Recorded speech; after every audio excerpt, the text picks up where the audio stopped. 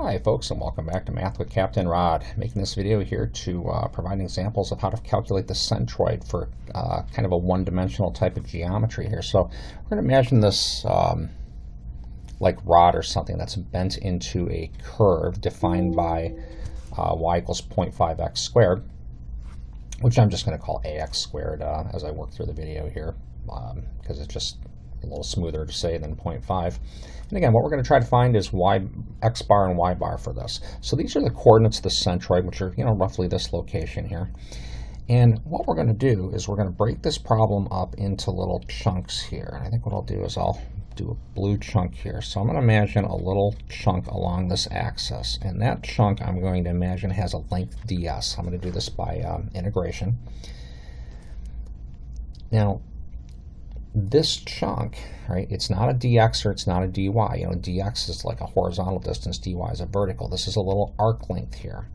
But what we can do, if I kind of blow it up, right, here's my chunk here, here's ds. I could break it into a little triangle here. That would look like this. And these three variables are related by Pythagorean theorem. I'm going to go ahead and write that out right now. ds squared is going to equal dx squared plus dy squared. I have a feeling we're going to need that a little later on. Now, this chunk, right, the centroid of the chunk is right here, and that's this distance in this picture. I'm going to call that x sub I. The y coordinate of the centroid here is this distance. Again, I'm going to call that y sub I. All right, let's get to work here. So to find x sub I, what it is it's a weighted average. So what I'm going to do is I'm going to take x, and if this were, setting up for a numerical work in Excel, I might call it x sub I. We would have like a finite number of these, maybe 10 of them or so. I'm just going to leave it as x here, and that's going to represent the x coordinate of any of these little arc lengths anywhere along this path. And what we're going to do now is multiply by this thing's length, which is going to be ds.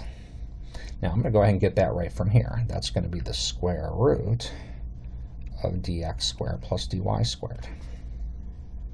So we're taking the x coordinate of the centroid, and we're weighting it. We're doing a weighted average. We're weighting it by length, right? And then what we're going to do is we're going to add those all up.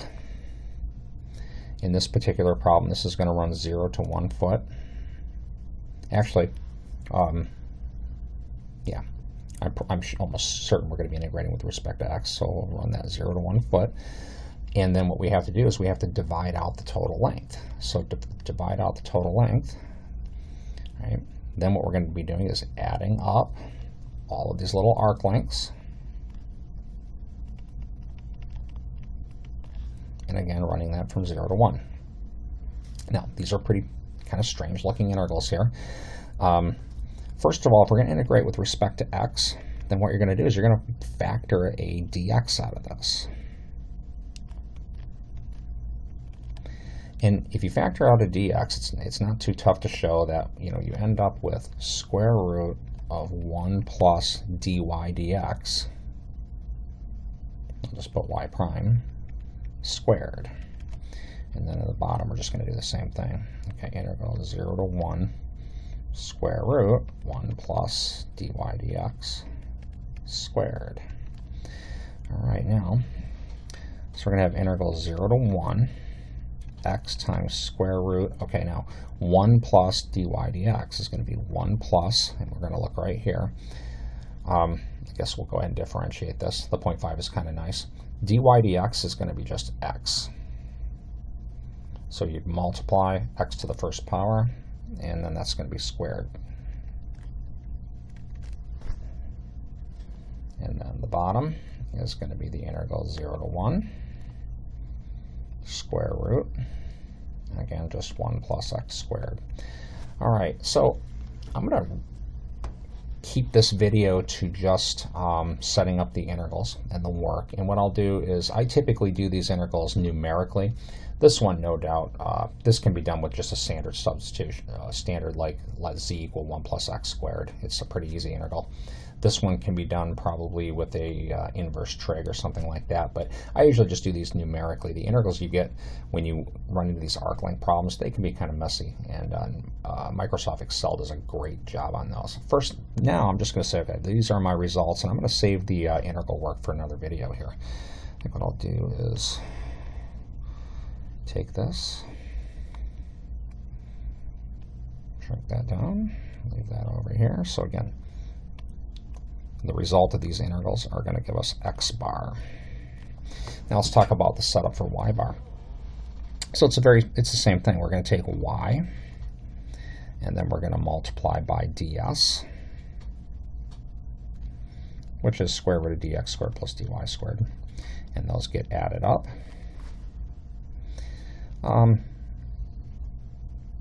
Your choice of limits are going to depend on whether you decide to integrate with respect to y or x. I'll just go ahead and with respect to x again, which would run that integral again 0 to 1. And then what we would do here is we'll just substitute 0.5x squared for y.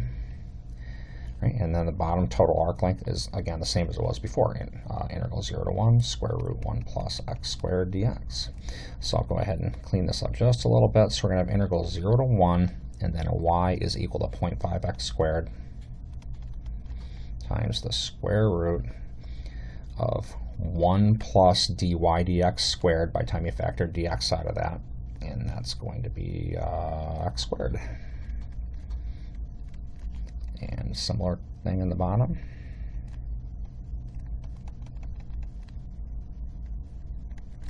And that's how you set up integrals for arc length. And again, I'm going to save, I'm sorry, not for arc length, for centroids.